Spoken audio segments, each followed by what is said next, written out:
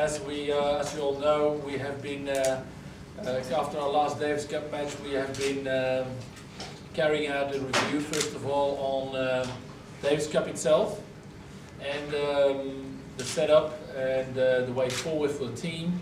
And from there onwards, have also taken it to the next phase, which was looking at it, consulting quite a lot of people on what about why do we have a lack of depth in men's tennis in general, and so linking it more to men's tennis in general. Now, clearly, the first outcome of that review is the fact that we have appointed Leon not only as the head of men's tennis, but also in the meantime as the new captain for the Davis Cup team. So, as a starter, and I would say feel free to ask any specific questions you would like to know.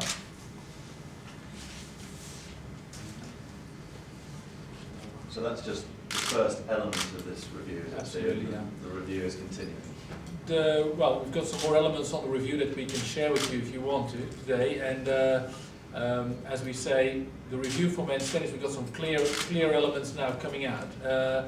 And we will always be continuously looking at improving elements in our approach to things. But would you would like to continue and going on there specifically now, or maybe later on in the questions, whenever? I'm happy to do that. You want to do it now? Well, maybe a bit later. A little bit later, whatever. Yeah. Okay. No, happy to do that over the course of the day. Yeah.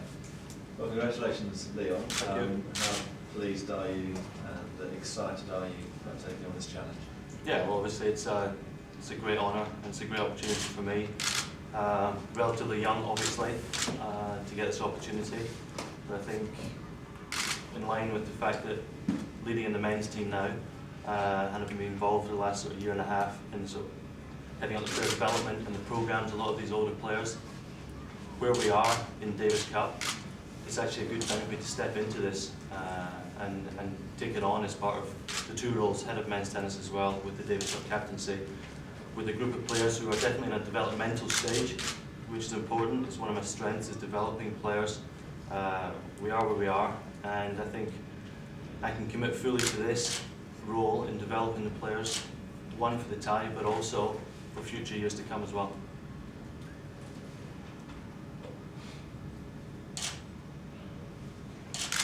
Leon, did it come as a surprise to you, the appointment?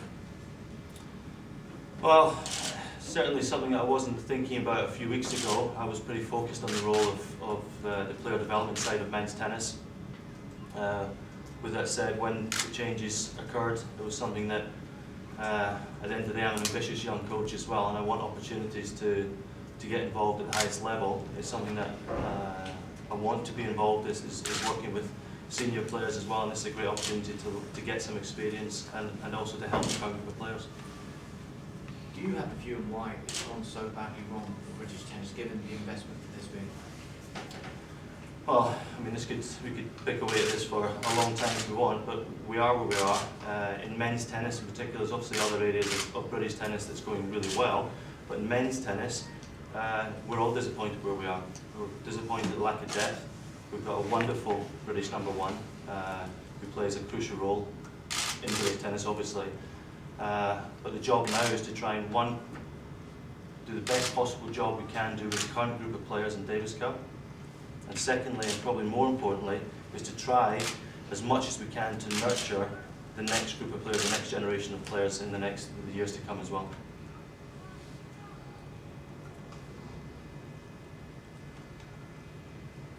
Leon, have you spoken to Andy Murray already, and will you try to persuade him to play against Turk? On the first part, I haven't spoken to Andy in the last few days. I mean, as a matter of course, I speak to Andy, you know, from time to time or regularly anyway, and we spoke a little bit about Davis Cup in the past, but more importantly I speak to Andy about men's tennis. If I'm leading men's tennis and I don't speak to the number 4 player in the world, there's something wrong with that, and it's something that I'm lucky enough to have a good relationship with him, so I speak to him regularly about some of the strategies of nurturing our players and how we can improve the current group, the next group. So from that point of view, it's good communication. In terms of playing the next tie, the situation doesn't change. He will make his decision again on a tie-by-tie basis, and I'll respect anything that comes from that, if he decides to play or not play. With that said, even if he's not actually playing the team, I'll probably still go to him and get some advice on what we do for the next time. But as I say, it's really down to him in terms of scheduling. I fully support that he has got wider things in tennis to do. He's ambitious, he wants to win a slam, and I respect that.